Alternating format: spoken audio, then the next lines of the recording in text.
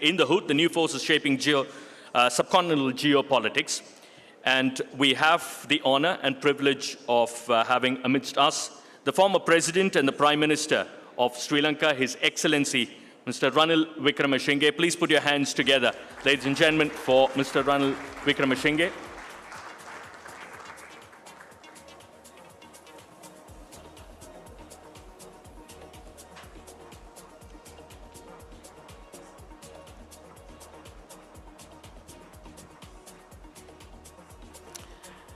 He entered Parliament in 1977, ladies and gentlemen, at the age of 28, and has been at the country's political helm for decades. He has been leading the United National Party, Sri Lanka's oldest political party, from 1994. His political career spans nearly half a century. Mr. Wickremesinghe helmed several key portfolios in the early years before he rose to become the Premier. In July 2022, he was elected the President of Sri Lanka through an extraordinary parliament vote during the island nation's unprecedented economic crisis. He oversaw the country's economic stabilization efforts until Sri Lanka's September 2024 presidential polls. Trained as a lawyer, he's a keen follower of global politics and economy. He's especially passionate about greater regional integration in economic and security matters through greater collaboration. Lovely to have you with us, sir. Next up, ladies and gentlemen, an Indian diplomat with a career spanning 37 years between 1985 and 2022. Mr. Tirumurthy served as ambassador and permanent representative of India to the United Nations in New York between 20 and 22. Lovely to have you with us. It was a delight hearing you yesterday, and great to have you with us. He was the president of the UN Security Council for August 2021.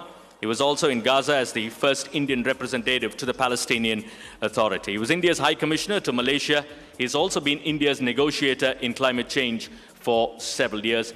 Mr. Tirumurthy is currently Distinguished Professor at IIT Madras. Right, to moderate this session, may I kindly request Ms. Suhasini Haider to please come forward, the diplomatic affairs expert. Lovely to have you with us as ever, looking bright and fresh. Suhasini, thank you. It's over to you. Thank you.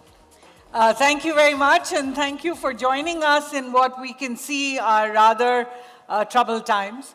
As most of you who have been with us since yesterday know that some of our sessions have had to move around, some of the subjects have had to move around, but I can tell you that this session has always been planned exactly like this.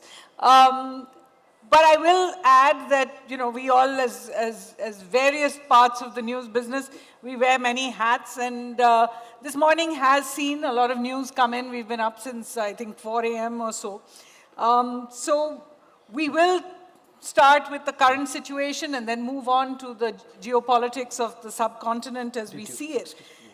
The truth is, you know, when we talk about the new forces that are shaping subcontinental geopolitics, the old forces don't actually go away.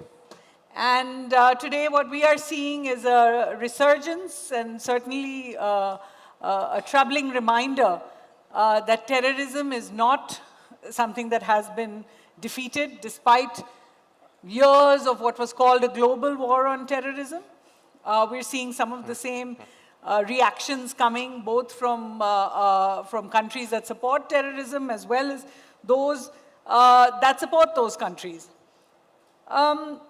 And the truth is, as we said yesterday, for those of you who are here, we're in the middle of a century, the quarter mark of the century that has already seen in the last 5 years, COVID, the Russia-Ukraine conflict, the Israel-Gaza conflict, the advent of a new prime minister in the US who's threatening to upend all the rules. But beyond that, if you look at the larger trajectory of what we have seen impacting the subcontinent, over the past decade has been the rise of Chinese aggression on one side, the retrenchment of the United States from a lot of positions it used to take, and perhaps an increasing protectionism, a regionalization of trade. We are in a region that doesn't do much trade with each other. We're still at about 5%, I think. Given all of that, then we look at what's been happening in the region itself. And I'm just talking about since 2020. We saw a coup in Myanmar. We saw the Taliban, a terror group that still denies half its population, all girls, education, coming to power and being more or less accepted and engaged with, including by us in New Delhi. We've seen different kinds of regime change. One in Pakistan that brought people onto the streets. One in Bangladesh that was forced by people on the streets. One in Sri Lanka that saw, including you, Your Excellency, facing some of those protests.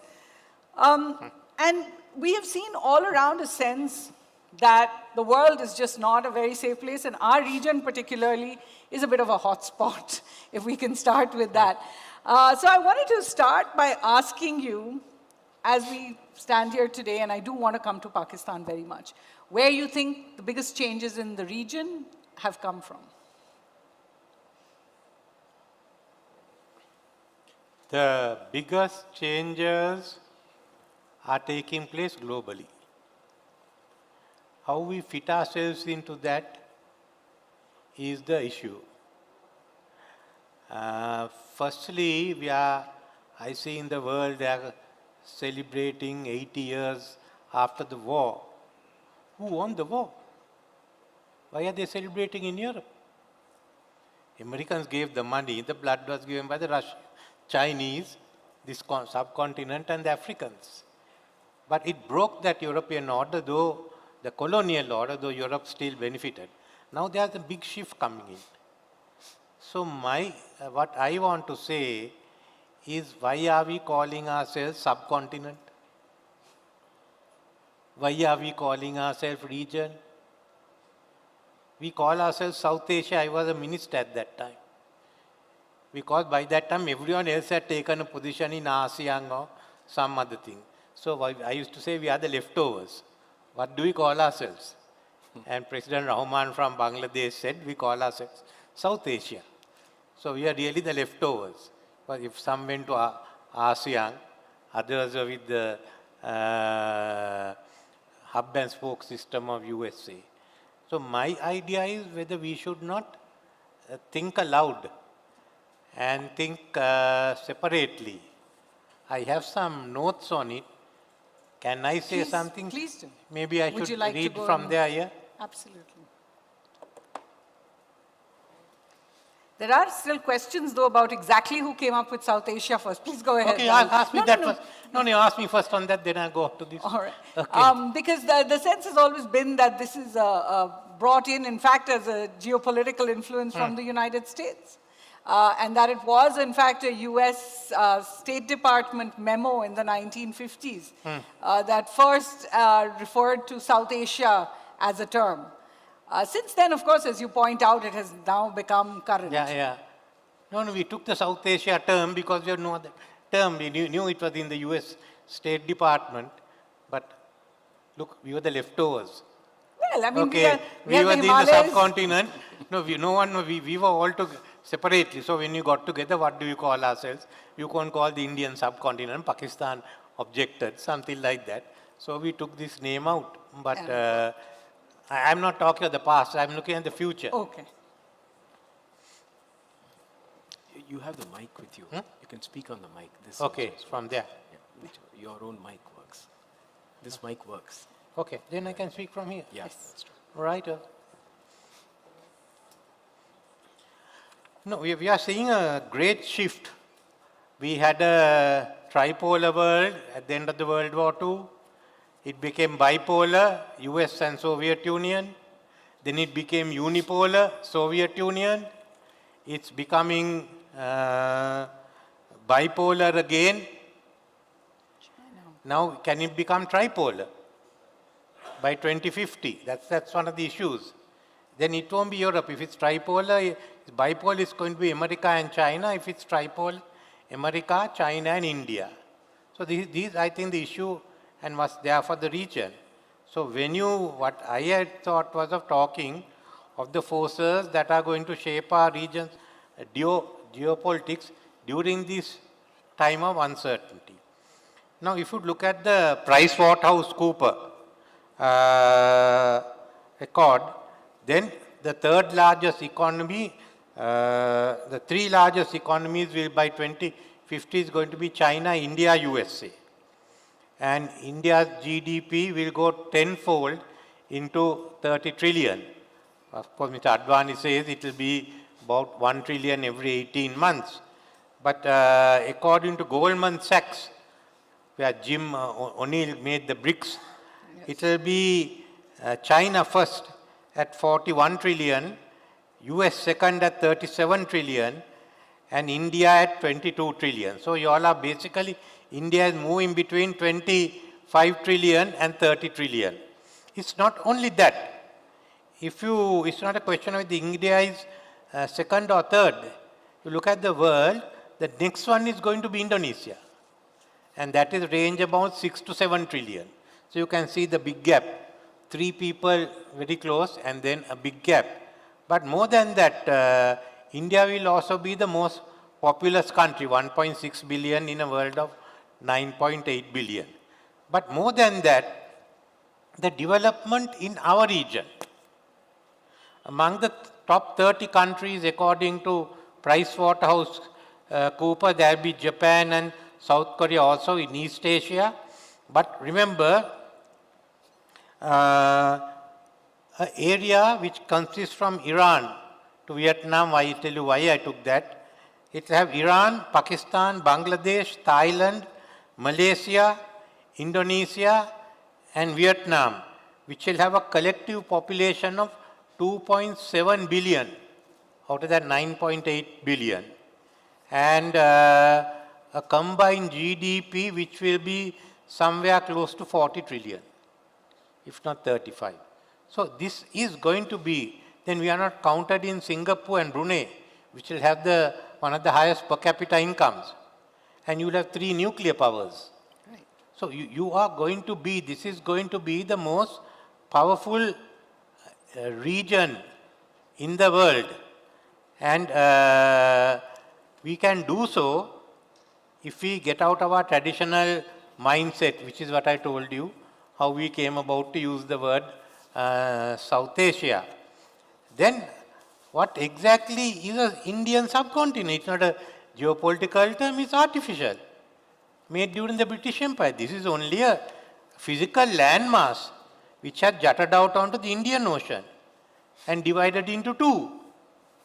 But it's also been an extraordinary geopolitical platform. From this landmass came for 2 million or 2 millennia, you have seen, starting from the Indus Ganges civilization, there has emanated religions, philosophies, sciences, mathematics, including the North, astronomies, medicines, languages, culture, literature, which has shaped this whole Asian continent from Vietnam all the way up to Iran.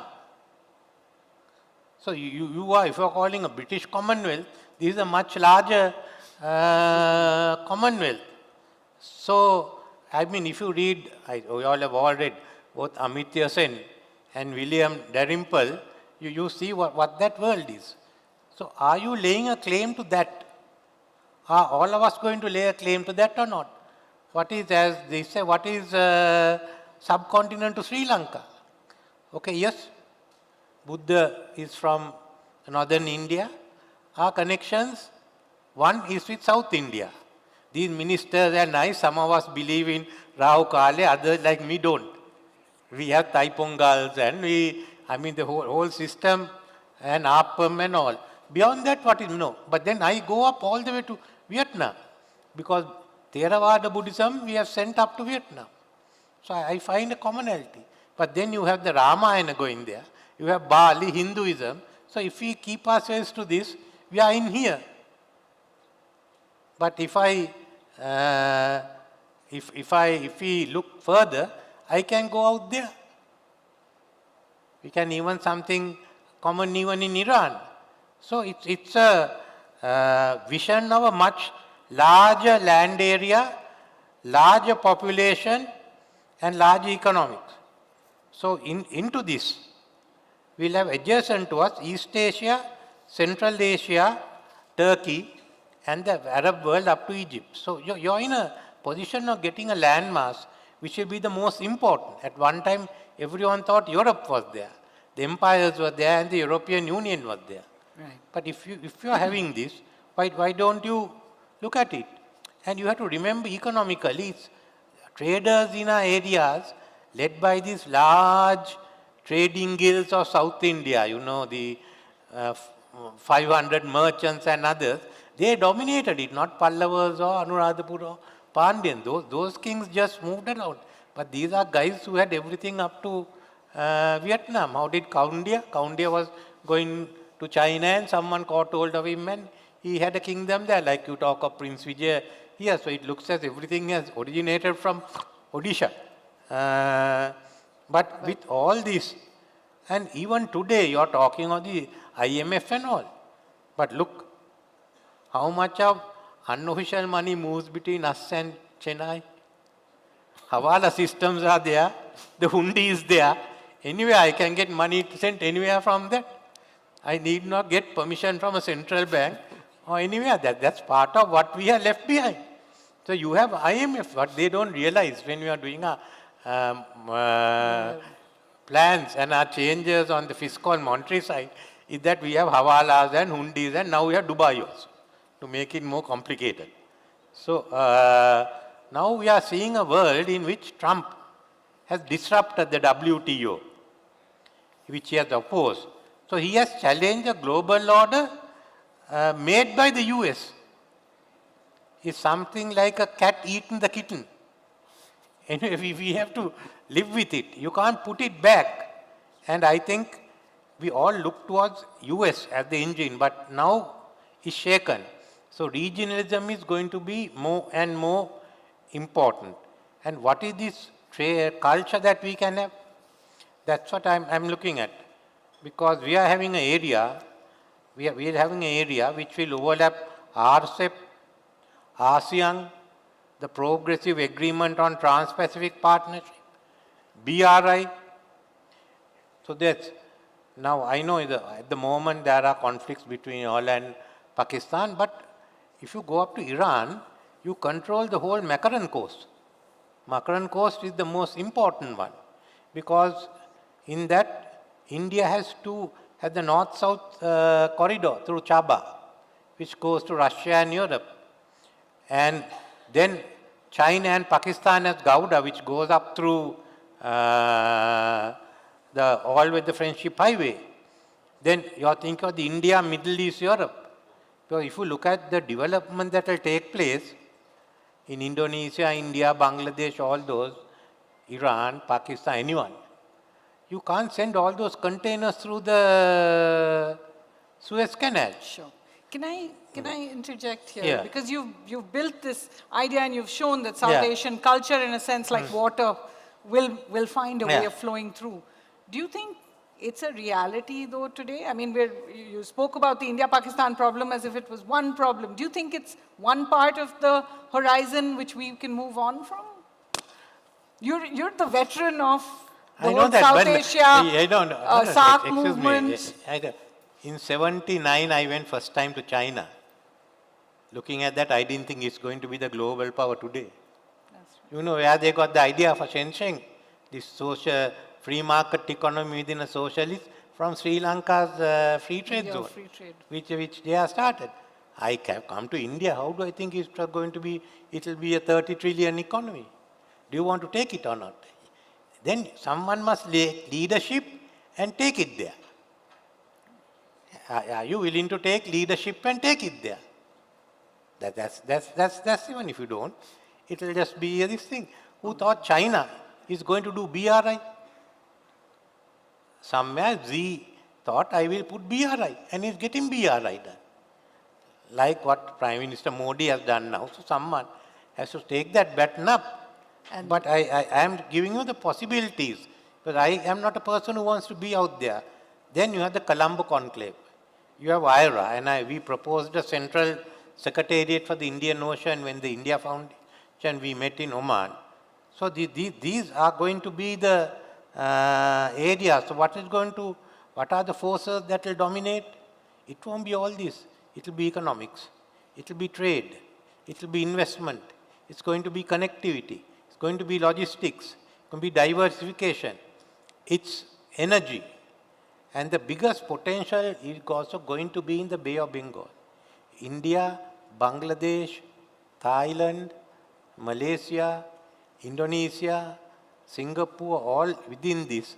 Then you come back to the original place. I mean, the British came to take the trade out of Bengal, destroy the trade there, and took over Calcutta, and they destroyed. I mean, they got control of the Bay of Bengal, and they destroyed it. So now it is coming back. And what are the developments? You must remember now, in the eastern side of the Bay of Bengal, big developments are taking place. In the west of China, Western China development, Chongqing is coming up, Chengdu is coming up. And there is the Singapore-Chongqing economic corridor. There is the other connectivity they send through Vietnam. The Belt Railway is coming, but they are building up and connecting. One port they are building, other they will start building, other one they are building Rangoon straight up to Kunming and Kunming. So you get that coming down into the eastern side of Bay of Bengal. Sure. If I could at that point bring in Ambassador Tirumurthy, President Wickremesinghe has really drawn a broad canvas. He's spoken about the power of imagination, what we can be if South Asia is able to take steps towards trade, connectivity, and all of these issues. Give us the overpowering reality, though. Yeah. Do you think this is possible? No, actually, I'm absolutely delighted with what His Excellency has mentioned. Because if you recall yesterday, I was looking at precisely this point that India should take a geopolitical role which goes beyond the subcontinent. And it's extremely important that we do that. The sooner we do that, the more important it will be. But that said, I'd just like to have I'd like to divide my comments into two parts. One is that, as you say, the reality of the subcontinent. Now, when you look at the subcontinent, the new forces which are shaping the subcontinent, let us look at that. Earlier we used to talk about a democracy deficit in the subcontinent. We used to have countries which had military rule and others, and which had also so-called elected dictatorships. But now in the last 15 years, actually democracy has taken root in a much firmer way than before. It may sound a bit ironic when you see Bangladesh and Myanmar, but actually if you look at it very closely, you have, for example, Maldives. After 30 years or so of President Gayoom, you had the first multi-party election sometime in October 2008. After that, they have had elections and I think 5 different presidents, showing the maturity of the, the electorate. Now, then you have Sri Lanka, which is which has been a thriving democracy, a robust democracy. Yeah, Bhutan as well. Yeah, but they had, the LTTE, which constrained them. But in 2009 May, NTT was finished. Now they were free. They had this Aragalaya, which was a very unfortunate episode. But you have His Excellency, who actually stabilized the economy and brought democracy back, and it is all vibrant. Then you had Bangladesh, and even Bangladesh, after all the military rule and others, in 2008 they had elections. It was one of the cleanest elections. In fact, the electoral roll was supervised by the UN at that time. And Sheikh Hasina came to power. So, and even now, when you have throwing off the democratically elected government, and but actually, what were the youth asking? The youth, basically, they felt that she was backsliding on democracy. That's the reason they actually went and threw her out. That is how I look at it. So it was not that they wanted out. They wanted her out because they said, you are backsliding on democracy. And Myanmar is another case. In 2010, you had, after 20 years of military rule, you had elections. Aung San Suu Kyi was freed after 15 years. So 2010, you had 3 elections after that. It's very unfortunate they have gone back, but now they are realizing the difficulty they are having, even to control it. They are not, Senior General Tan Shwe, he is a very different, and even at that time, if you recall 2008, General Musharraf, President Musharraf at that time went into exile, and they had a civilian government. No, why I'm saying is that now democracy is coming in a much firmer way And I think that is one big change. The second change is the power of youth. If you look at Bangladesh, it was the youth which took on the entire mantle. It may have been hijacked later, but it was youth which came out. You look at Maldives, it is the youth which is coming up. You look at some of the developments in Sri Lanka, it is clearly the youth. And even in Myanmar, the younger leaders are driving it now. The NLD leaders of the old bloc, they are not being listened to. And it's happening all over our subcontinent. The youth power is coming up. And finally, I think this is something which ties in with what he was mentioning. If you look at geopolitical changes, all our countries want to develop economically, like he has mentioned. Trade, investment, energy, and a whole lot of things. And we are doing pretty well. There have been ups and downs, and particularly, but he has been able to stabilize the economy in Sri Lanka. Now, if you look at the economic side and where we want to proceed, geopolitical changes will essentially mean right now the reset between the United States and China. Now, if that reset is going to have spheres of influence, then you're going to contend with an area which will potentially be under a Chinese type of sphere of influence. So we'll have to look at how will that impact our subcontinent and this region.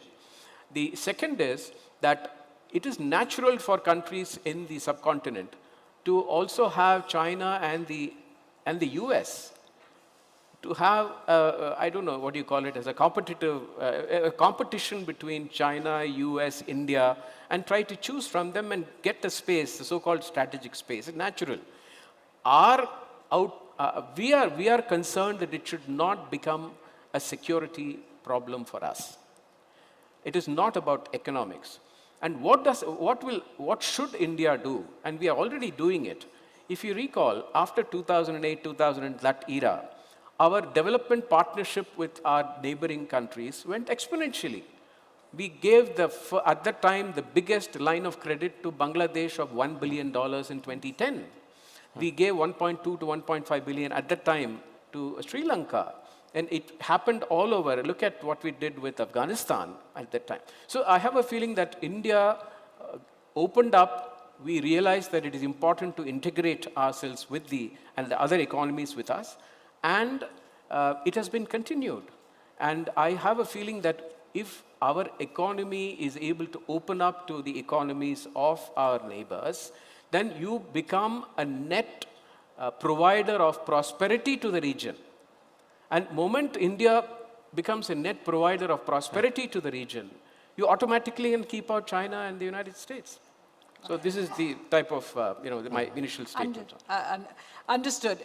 Since Ambassador Tirumurthy brought up the subject of security, I have to address what is today the elephant in the room. Normally when we say elephant in the room, we mean China.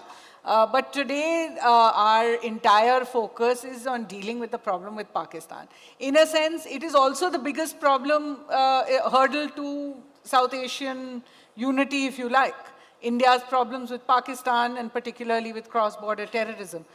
How would you say, as kind of a sort of a patriarch of the region now, because you have seen so many governments in the entire region, while you have been Prime Minister, while you have been President, what do you think really India should do? India, Pakistan, this is a big issue. But remember, this is not the biggest issue. If you don't find employment, and you have what happened in Bangladesh happening elsewhere, it can blow up in Pakistan anytime now. We are all going to be in a thing.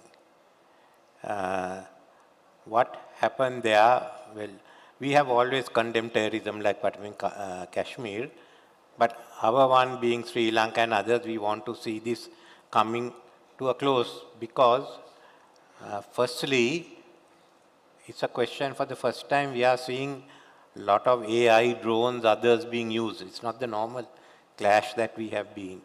And something which I didn't think of yesterday, but yesterday night I was speaking to someone of my friends in US, and he told me something that's very alarming.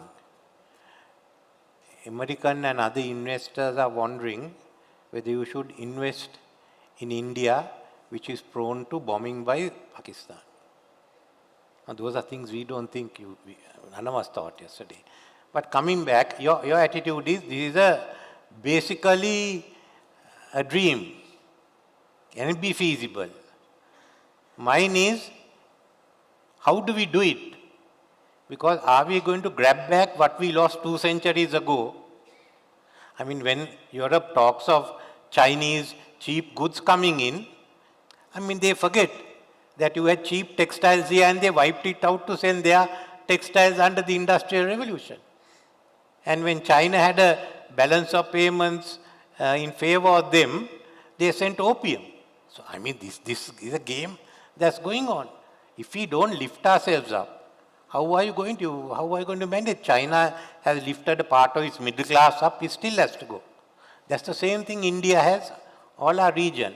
So one of the other ones that I have proposed, therefore, is you looking at Bay of Bengal, if Chinese are doing that part, why don't we do this part? Well, I had the 2 ministers here. What's your fastest growing states? Where are they? Your Tamil Nadu, you have on this side, your Kerala on that side, you've got a port now. Tamil Nadu, Andhra, Telangana has no port. So, okay, we combine, that's what Prime Minister Modi and I talk. We have a land bridge. Okay, you have Trincomalee, which is what we are thinking of developing. Sure. And you have Colombo, you can even put a new port in that area. Immediately, just see how these 3 states will grow. I agree, Your Excellency, but I do have to ask that you put economic and development above security. But surely Sri Lanka could not do a lot of what it has been able to do until it stamped out terrorism in its own state and finished the LTT. Look, remember, we survived because despite terrorism, we opened up with this war going on, we opened up Mahaveli scheme, we got new power, we opened up 5 zones, with Chandrika was the 6th zone. So all of that, our whole economy was transformed during war. This will go on. Terrorism will be there. We have to prevent terrorism from coming into our country. We finished the LTT, who thought some Islamic terrorism were going to come and blow up the churches. That's a phenomena we have to live with.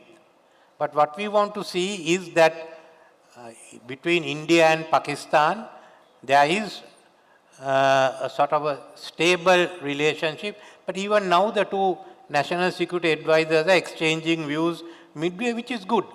And also that terrorism in Kashmir should end. But what is the guarantee you won't have terrorism in some other part? That is what we thought. So while we tackle that, we must take this. So do you want that growth to come to Tamil Nadu? Do you want that growth to come to Telangana?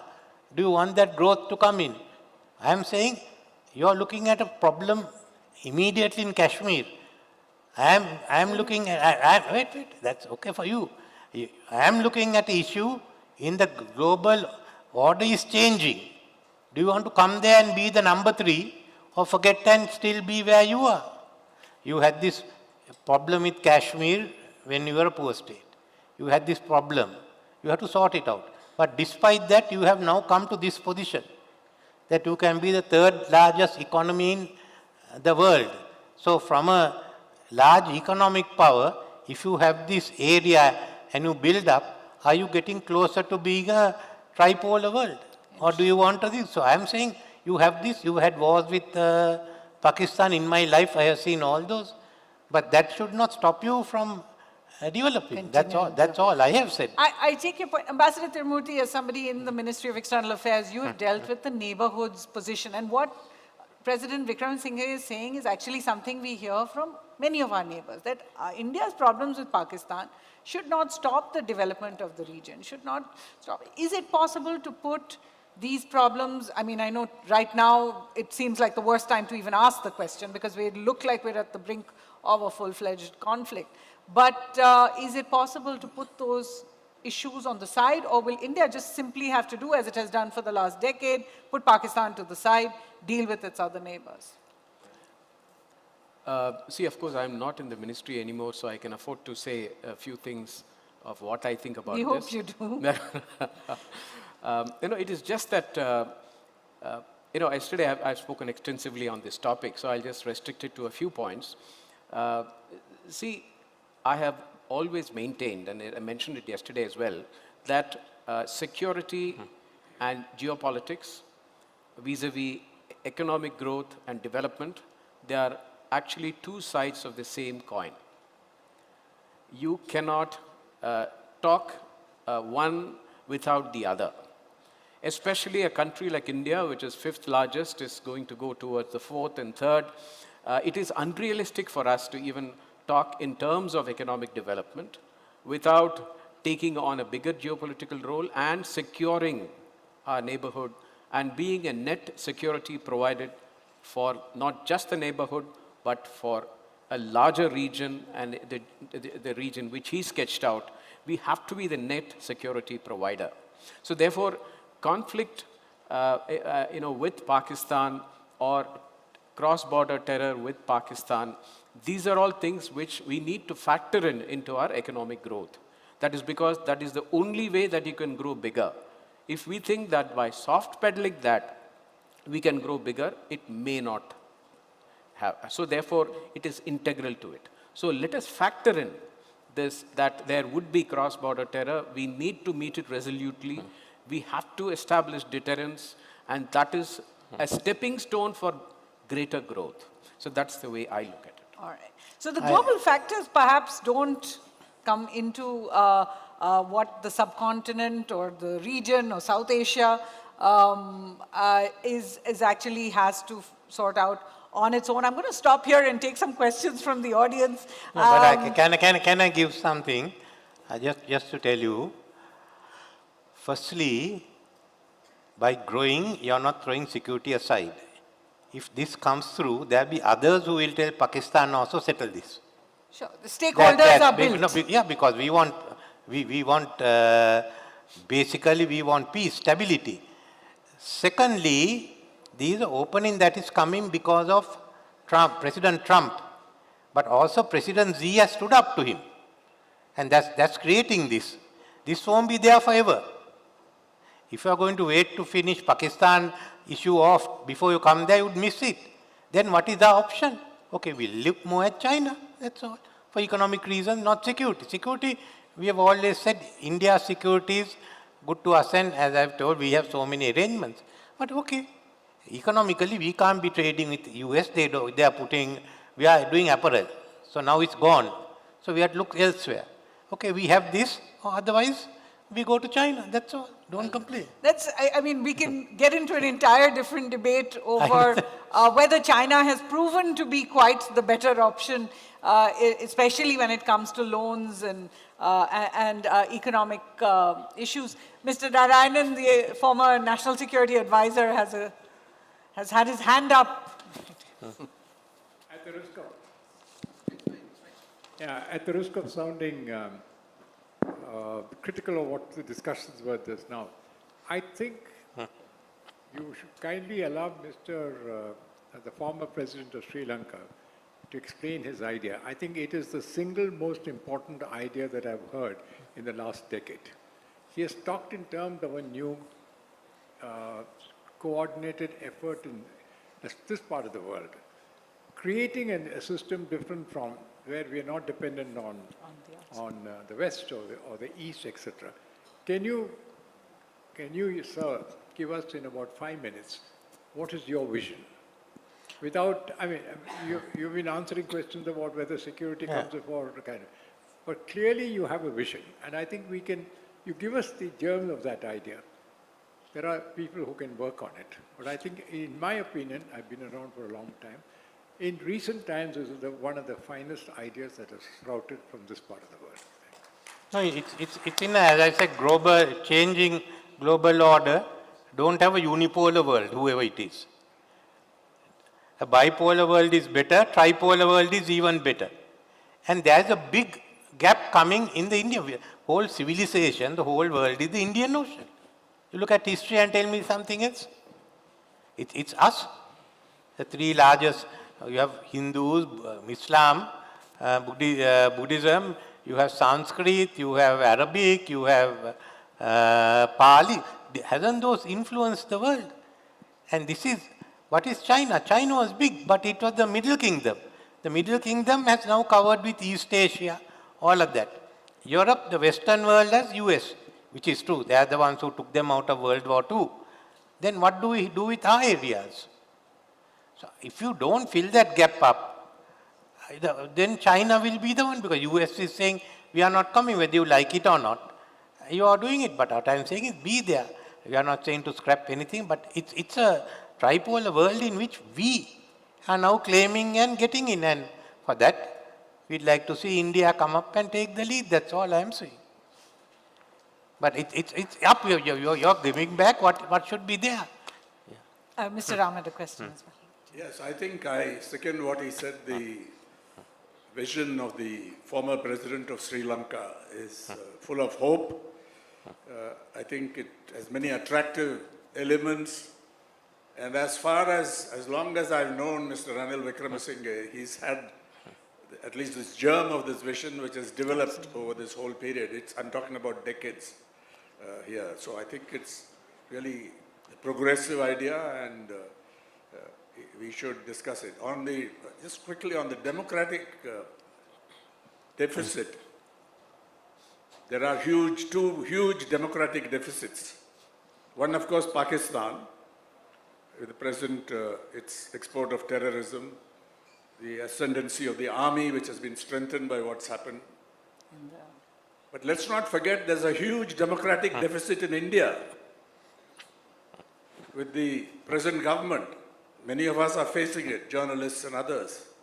In Pakistan, the election was stolen from Imran Khan's party. Everybody knows it. But in India, states are being attacked, democratic rights are being attacked, minorities are being targeted, the media are being intimidated. Some of us, as was mentioned yesterday, do self-censorship in anticipation of this. So let's not celebrate or over-celebrate the rise of democracy in our region. Of course, it's true what Mr. Satyamurthy said, Tirumurthy said. But the idea that democracy is more than just the elections. We have a serious problem with authoritarianism in our region. Sri Lanka is in a different space right now. That's different. Maybe it was mentioned Bhutan, but the two biggest, most populous countries, Bangladesh too, in a very dubious situation right now. Right. So democracy is in crisis in this region. That's the point think we were possibly looking for the silver lining, but yes, that's an important point in the editor, Mr. Suresh Nambar. Yeah, taking off what President Wickremesinghe said, will economic independence in South Asia deter terrorism or cross-border terrorism?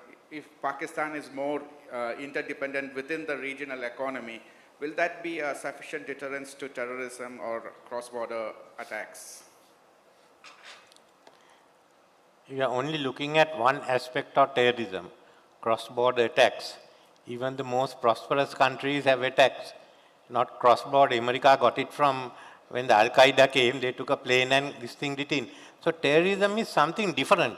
Even if you sort out all the issues with Pakistan on this, terrorism may not cease in our area. We have to live and prevent terrorism. That's why the security cooperation is important. Good example is Sri Lanka. India told us the bomb will come. But we had lapses in our system. Sure. So we allowed it. So that's going to happen. It's completely the thing. In this instance, terrorism cross-border has caused this conflict between India and Pakistan. But terrorism per se is a different issue. So I think what we have to focus is on the India-Pakistan issue, which was a conventional military earlier, as Mr. Narayan knows. Now it's this. So I think that's, for me, it's a different issue. Not only terrorism, but at the moment, it's been reflected in a cross-border terrorism. Okay. So someone in the audience had hands up. I'll take one from here and one from here. And maybe we'll take both the questions and then get the Yeah, good morning. My name is Ashutosh. I have two quick questions. One is to former president. You have seen the economic crisis in Sri Lanka and possibly help Sri Lanka to come out of it. What is your opinion or a remark on, in last, say, 15, 20 years, a lot of this freebie culture in the form of freebies, socialism, and all that stuff is happening. Can I restrict you to one question? Because there's just one more and it says time's up over here. Thanks. We can take it after the session. Go ahead. My question is for Ambassador Trimurti, who was there in the previous, who would have been hearing the previous panelists also. So there's rise of a new form of democracy in India of one nation, one religion, one nation, one language, and one nation, one leader. What is this new democracy? I want your opinion on it, because I completely agree with you, the socio-political and the economic cannot be divorced from each other. So your wisdom on that, I seek. All right. Your Excellency, you want to answer the question I thought about... it was for you. Huh? No, these are very interesting. No, he had a question on the economy. On Sorry, bringing, what was he saying here? Yeah, on bringing Sri Lanka out of the economic... Well, what I have done is stabilize it. You don't need the mic. You don't need my... What I have done is to stabilize it. Now it's a question of having growth to repay the loans.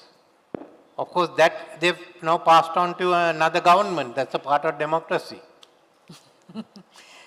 To the... No, I was not quite sure what he wanted, because what Mr. Enram said was a comment and not a question. So I leave it at that.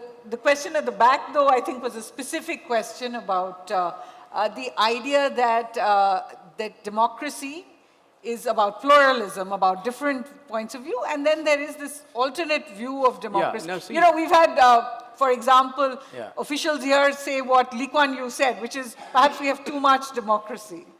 Yeah, no, I think, you know, when India is trying to redefine itself, how we redefine ourselves is something which is for us. So this is something which we can endlessly debate on how we should redefine ourselves as a nation. So I don't think we have time, and the time is also up to define this. But let me just say that, you know, whatever may be the differences we may have on how we are looking at India and how we redefine it, I have zero doubt that democracy is taking firmer roots in the region. And this provides greater resilience to the foreign policy decisions which you will take. And I think that's very important. And hopefully is a work in progress and not the final answer that has come. We'll have to leave the questions at this point after this is done. In fact, Mr. Narayanan pointed out, which I should have said earlier, we've had President Wickremesinghe on at the Huddle earlier, where he actually gave a keynote address on many of his ideas about South Asia, particularly about regional trade integration, and I'll share that with you.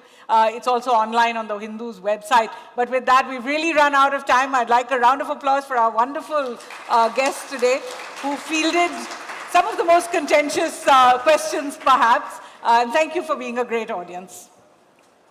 Thank you very much, Suhasini. Thank you so much, His Excellency. Thank you so much, Mr. Tirumurthy. I know, I mean, there are plenty of questions, but as Suhasini said, probably just after this session, a few of those could be taken offline, assuming that the guests do have time for that. But really engaging. Thank you very, very much, Suhasini and gentlemen out there.